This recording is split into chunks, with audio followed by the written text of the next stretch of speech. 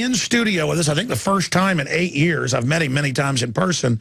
We have Steve Shenk here, who's kind of a globetrotter. He travels all over. He just came here to talk to me. Kind of old-fashioned. I like that. I'm like, look, you don't need to come here to talk to me. And he, no, I want to come there and talk to you. So he's here at the InfoWars Command Center. We've got him for the rest of the hour. And it's such a big story. We're going to have him on the nightly news as well, because he had all these documents and articles, and what he was telling me. I mean, this is a guy who's got big, giant factories, folks. I mean, you know, everybody copies him. He's got other companies with spies trying to find out what he's doing. He's having to buy food out a year or two ahead just so he can give you good food at the lowest price when other folks are selling you things that the cardboard has more nutrition, literally. He does not want to talk about that. He came here to talk about the news, and boy, there is a big, giant stack of it. But interjecting into that, here's what he brought. Reuters, world food prices jumped 10% in July. World Bank. Boom. That's hyperinflation, folks, not just the droughts. Food stamp use climbs to record 46.7 mil, but you add in the rest is over 50 mil. Bloomberg, hot long summer since food prices soaring. The ethanol issue, record numbers entering poverty. I mean, this is just the beginning. Steve Shenk, we're going to break here in about 3 minutes. We're going to come back with us. We got so much to talk about here today. What is your message in 3 minutes of what's coming up? I mean, why did you want to address people here today? Very simply, Alex, we've got a situation where food is becoming very literally the road to Rome. In other words, everything leads to food. When they've got trouble in the Middle East, when we've got oil prices going up, when we've got embargo possibilities, all the oil issues, we've got ethanol. When people are looking at their gas pumps and seeing 10% ethanol, that's your food going into the gas tank. That's your food going into the gas tank, because right now we lost 70% of our corn crop. And the animal feed. Pig farmers are just throwing in the towel. Beef farmers. Yeah, and some of them are feeding their livestock candy because they can't afford the corn. I saw that. The corn candy's cheaper than corn. Guys, show that article. Yeah, and so what we've got is a situation where food is becoming the currency of the present.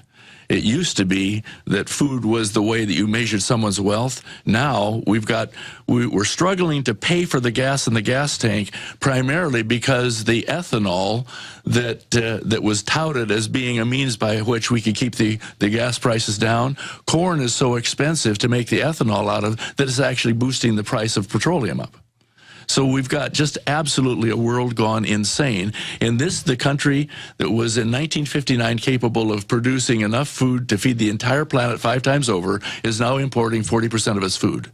And our American population, 50% of the population of this country is needing subsidization for their food budget. It's not just the 50 mil or close to it on food stamps, and you got all the Social Security, all of it. If the dollar goes belly up, my gosh, it's going to be invasion of the zombies. And the government's running ads saying, get prepared, zombies are going to attack, as a metaphor of the giant hordes of people. I mean, this is insane when the Homeland Security is running zombie apocalypse TV ads. Yeah, well, it's absolutely insane. What is going on? Steve Shenk, this is insane. We're going to break it all down on the other side. I wish it wasn't unfolding, coming true, but it is. Reality is more sensational than any movie you can imagine. We've got a bullet list a mile long we're going to tackle on the other side, and they are the name. I mean, I've bought a bunch of storable food over the years. They've got the best prices because they buy in bulk. They cut out the middlemen. They don't do all the giant advertising. There's some other groups out there that you hear on some of the big shows that I got to tell you, folks, is an absolute travesty. It's like some of these gold companies that have a 100% markup and stuff. I mean, it's just amazing what goes on. And again, he doesn't want to talk about that. I'm just telling you, this guy is an authority. He knows what he's talking about when it comes to food prices and the economy, because he's there buying the food a year out or more. Doesn't mean he buys food and sits there for a year. He's future contracts on crops that haven't even grown yet. So he's a big insider, basically telling all. We're going to have an in-depth interview today on the Nightly News that will air soon on the radio. But Steve, while you're here live, you've got the floor. Take it away. You want to get into food stamps first and how we hear them being advertised. Doesn't matter if you've got a job or a car, come get them. What's that about? Well, it's absolutely absurd. What's happening is, I hesitate to say this, but on this program I can't think I can. Do you want to buy a presidency? Because here's a very simple concept. If you feed them, you lead them. And what we've got right now in this country is 50% of the population needs some sort of a subsidy for their food because they can't afford it. Millions of people are in a situation where they're getting food stamps already. But in addition to the food stamps, you've got a whole lot of folks that are getting support from their churches, getting support from other sub-organizations that are assisting. And so half the population really needs help buying food because the food prices are so high. But then at the same time, we've got a drought that's knocked out about 70% of the corn crop. Well, now, what does that mean? All of these dots connect up together, Alex, and all roads lead to food. Very simply, when we lose the corn crop, we've had a certain percentage of that corn crop that's been mandated to be put into ethanol. In other words, you're pouring the food into the gas tank. Now, the whole idea behind ethanol was the fact that it was supposed to save money on petroleum. Okay? When actually corn, as a result of the ethanol went to its all-time high. It actually started increasing the cost of the gasoline that the ethanol was put into. Now, you put together the other insanity of this, that it takes about 1.5 gallons of petroleum energy to make 1 gallon of ethanol from corn, plus tremendous amounts of water, and corn is being subsidized for ethanol by the government. Now, anytime you have the government putting money into a project, drives the price up like healthcare. Absolutely. So what we've got is the farmers that are raising ethanol corn are being subsidized by the government. What about the farmers that are raising the corn that feeds our livestock and is people food? Yeah, because a lot of people say, I don't even like corn. Why do I care? Folks, it's the base of the food chain for animal feed, for fillers and products. Corn, in some families, is half the vegetable protein and sugars they're getting. I mean, it's in everything. 70% of the food that you get in the grocery store has corn connected to it somehow. But the other interesting thing is the chain effect. What's happening is that the ranchers that are growing the beef, the farmers that have the dairy herds and all the poultry and all this kind of stuff, they can't get the feed that they need. In fact, it's gotten to the point where corn is so expensive that some of the farmers are actually feeding their livestock candy. Wow. Because the candy has corn products in it, and they can get some of the nutrition into the livestock. Now, you brought up the foreigners. They admit the big boom is farms being bought up. The banks won't loan the money. So tell me what you told me yesterday. Well, we had the bailout, right? That's supposed to solve a lot of problems. Well, the Congress looked at about $77 billion in bailout money. But some of the people that have actually looked at all of the subsidiary relationships that the government committed itself to has it over $12 trillion that has actually been committed. Now, what you've got is the government bailout created a situation where the banks got into good order, but immediately after that, you had a lot of the grocery store chains complaining because they couldn't get government loans to actually buy the foods to put on their shelves to sell the people. Then right behind that, the farmers stopped getting loans for planting the crops and harvesting the crops and doing whatever they needed to for the fuel and everything that they needed. And a lot of that was based on requirements that the farmers have enough water to fill a crop through because the bank didn't. And again, none of this is an accident. They're paying to move our factories overseas. They know full well what they're doing. It's all the post-industrial world. Agenda 21, as you said yesterday, the bottom line is shut down the small family farms, which they're doing. It's a consolidation, and take the country that in the 50s they said could feed the whole world. Now, as you said, we import 40% of our food. But in the third world, it causes riots where they spend more than half their money on food. Here, it impoverishes us. There, it causes people to starve to death. And then you understand why they pulled the trigger on the ethanol chain reaction. This is eugenics. Well, the interesting thing is that it all connects up. All these dots line up in a row.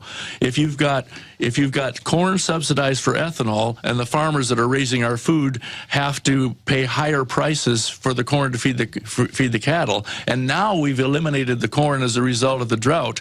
Now, it's not just here in the United States we've got a drought. We've got a drought worldwide. We're in the 7th year of a worldwide famine. China lost 60% of its wheat crop last year. The Russians did. Oh, yeah. Something's weird. Maybe I hope there's not something to this 2012. No, we're all going to be here next year. Don't even start me on that. The alignment of the planets and all this kind of stuff, and what is happening to the weather patterns and things. There's some real stuff there. But let's get back to what's happening here with all of the commodities buying that's going on. You see, it used to be illegal for anybody to invest in commodities, foodstuffs, corn and wheat and this type of thing, unless they were actually in the business. But that got opened up. Yeah, only farmers could do it to hedge their bet. And people that were in the process of processing the food. In other words, the bakeries and that type of thing, people that were in the business and could take delivery, they couldn't just invest in it and just buy and sell. But you see, they couldn't speculate. No, you've heard about the trade deficit. We've got a trade deficit situation, right? They talk about how the United States is passing all of its money overseas, mostly to China, by the way. China has more of our money than we do, but the fact is that the United Nations came out just a couple months ago and was lauding the fact that we are now doing something about our trade deficit. What are we doing? We're selling our food. You see, the United States is one of the few countries that does not restrict when it doesn't have enough food to sell its own, to provide for its own people. It does not restrict exports on food. And so that means commodities buyers can go in and buy up our food. China can come in, India can come in, Australia can come in, all these countries. And they're not just buying the food, as you were telling me last night. I went and looked it up. They're buying up the farms. Oh, absolutely. Absolutely. In fact, some of the people that promoted the most activity with regard to investing in gold are now saying, they started saying it about a year ago, Alex, that what you want to do is you want to start divesting of your gold and start investing in farm and farmland and agriculture. Well, yeah, that's what all the bigwigs are saying. Faber, Jim Rogers, all of them are saying. Soros is also going into gold at the same time, but you're right. They're rushing into the real commodities and the holding things physically. Now, we've got all these other data points you gave me here that we go over. How does it affect things to have the Middle East going up in flames? I mean, how does it affect things to have the Russians threatening to, counterstrike with nukes? I mean, the whole world is really crazy right now. It's true. So give us you were here a year ago on the phone. You haven't probably been on in 6-7 months. You were saying watch food prices go up 10, 20, 30%. It's now done that 30%. It's now gone up 10% just in July. We're talking about 10% now by the end of this month. On top of that, that's like 40% in the last year. What's going on? And where is all this going to go? What's this going to cause in the third world where they're going to die if they don't get their food? Well, what's going to happen very simply is that in the third world countries, they are already in bad shape, but they depend on imports from other countries. Obviously, they're not growing their own. So what you have is a situation where if we cut back on our exports, if some of the countries that have food cut back on their exports, they have a problem. But you've also got rioting and that type of thing. When we deal with the war, you mentioned the war. What we had just a few months ago was that the Arabs and the oil-producing countries, when they get ticked off at us, they threaten to shut back on the oil. Well, if you look at the last 10 years of prices, of oil prices and food prices, the graphs go just right neck and neck. They're just exactly identical. They're actually overlays. Well, because that feeds in the fuel to ship the food. There you process it, everything. So you've got this big circle. We're raising Cain over there with the oil-producing countries. We won't develop our own oil production ourselves, which is another issue that I'm sure that you're pretty well aware of. They use to control us. Yep. And so basically what's happening is worldwide, When we go into these countries, every country out there, the third world countries particularly, have a seed base of heritage seeds. These are the seeds that the pioneers had. You know, they could plant that seed and then they'd just say, take that same seed and plant it the next year and the next year. Heirloom seeds. Heirloom seeds, yeah. They had, what's happened is each one of these countries have their own heirloom seed base, but that's being destroyed.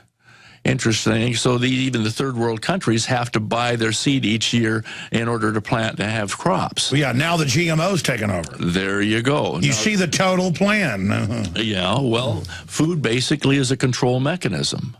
You see, food has always been a currency. But what we've got right now... Well, the UN said in '96 in Beijing, they said, we will use food as a weapon. Henry Kissinger, State Department Memorandum 200. This is the plan. Right? And when these foreign countries come in, you see, as a result of the bailout, they stop giving loans to farmers. Now, we're jumping around here a little bit, but when they stop doing that, then these foreign countries come in and they say to the farmer, okay, if you're going to stay in business, you've got to be able to grow crops. So we'll give you the money and we'll pay you a profit, but the food goes out of the country to wherever they are. China is literally farming the planet. They're farming Africa. Yeah. They're now getting 98% of rare earth minerals out of the ground. Our elites have just given control of everything to them strategically. They've made a behind-the-scenes deal with them to help bring in the New World Order. Now, I mean, you sat me down yesterday. It was like I was Howard Beale in there in the office and network, getting the speech. But it was all true because I know this info. But the way you put it, explain why food is so important. Because I know this. I mean, you know me. I've got 2 garages jammed full of it with air conditioners on it. Right. Explain to me. But to everybody else, I mean, this is the key. Why they're advertising food stamps to everybody. This is domestication. A wild animal can get its own food. A wild human, a free human. But if you depend on the government for food during a collapse, they've got you. So, I mean, break that down. Well, it's very simple. You can't do anything about the earthquakes and the storms and things that are happening as a result of the 2012 thing. You can't do anything about what's going to happen. I don't care who gets into office right now with this election. It doesn't matter. Neither one of them can do anything about, and we as individuals, Joe Lunchbucket out there can't do anything about what's going to happen with all of the goofiness that's going on with government and the take over the food. And we're going to talk about Michelle Obama and her interest in tracking all the food that we've got a little bit later on. Oh, yeah, I meant to cover that yesterday. Will you guys reprint me that? Go ahead. So anyway, you can't do anything about that. Now, Alex, you are a master at going in and finding all of the goofy stuff that's going on, all of the inappropriate stuff, and you expose it. And all of us, we've got people out there that would not miss one of your programs, that actually take notes when you bring up what's going on with Obama, when you bring up what's going on with the Chinese taking over our farmland, when you bring up what's going on with ethanol and the various things that we've talked about. But I got a question for you. You've got food in your garage under air conditioning. What can you do about Obama and the weather, and what can you do about all of the things that we've talked about? You can't do a stinking thing. And all of these people that are taking notes and are saying, my gosh, Alex really hit it today. What have you done for them? What can they do? No, it's like there's one thing they can do. So it's like the Titanic is listing, the food is the lifeboats, is what you're saying. Absolutely. Yeah. No, I agree. Listen, I promote my ideas of liberty and freedom and news and resistance to this tyranny, so as it gets worse and worse, people know who did it, so we have a chance as a remnant to rebuild things and dig out of this, because they've got the re-education camps and the Army manuals. It's all real. Everything, it's all coming true. I am so unpleased that we were proven right. But I agree with you. People need to have good friends and family and medical supplies and food and water filtration and firearms. And I've gotten out of the city. Listen, I lived in town. I like living in town. I like being able to drive a quarter mile to the movie theater or a quarter mile to the grocery store. Not now. I got to drive 10 minutes to get anywhere. And I'm not, and I went and read strategic relocation, and I found the one area in the hill country in Texas that's probably one of the few safe areas, or safer. I mean, I've made preparation. I've put in the well. I'm putting in the solar power. I mean, because this is real. Folks, you don't just need food for yourself. You need it for your family and your neighbors. Steve Shenk, who literally is the food expert. I've learned so much from this guy. And I've heard him say stuff on the radio before, and I'm like, really? And then it comes true. During the breaks, you got to hear these breaks. He's explaining why they want to track what's at the grocery store, what you buy. I mean, that's how crazy things have gotten, is that my kids are homeschooled, but twice a week they go to a homeschool academy, and the place is accredited, so there they got handouts that Michelle Obama loves them and is going to tell them what to eat. I'm like, that's it, they're out of that academy. So now it's getting to the point where there's nowhere to run from these people, and you were explaining it all to me, but I hear the ads where they're like, you need to get on food stamps, and we don't have enough Hispanics on food stamps, and we need to get everybody on food stamps, and even if you have a job and a car, you need food stamps, and it's your money, you need it. It's clear domestication, and you pointed out Romney came out against it, and you just said that's political suicide. Well, it very simply is, because what they're doing is they're getting all these people on the dole, and that's the way they're buying the presidency.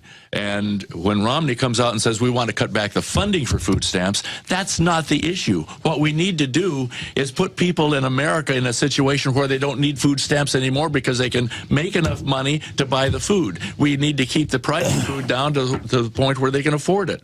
Yeah, but they call this a recovery and say we left the recession 4 years ago. What happens every time the government puts money into something? What happens? Price goes up. What happens when the government put money into health care? What happened there? It's already affecting. The food stamp push is already affecting. Tell people what's happening to you buying food a year out. Well, what we're having to do is we're competing with the Chinese, and we're competing with the Indians. We're competing with pretty much everybody out there, and it's boosting the food prices to the point where the demand is pushing raw materials, so that very literally we're having to compete with the countries that we've given all of our money to buy the food against. Look at this headline. Michelle Obama hopes to take over grocery stores in the next 4 years. I mean, I'm entering the twilight zone here. They're arresting mothers nationwide for their kids in their backyard.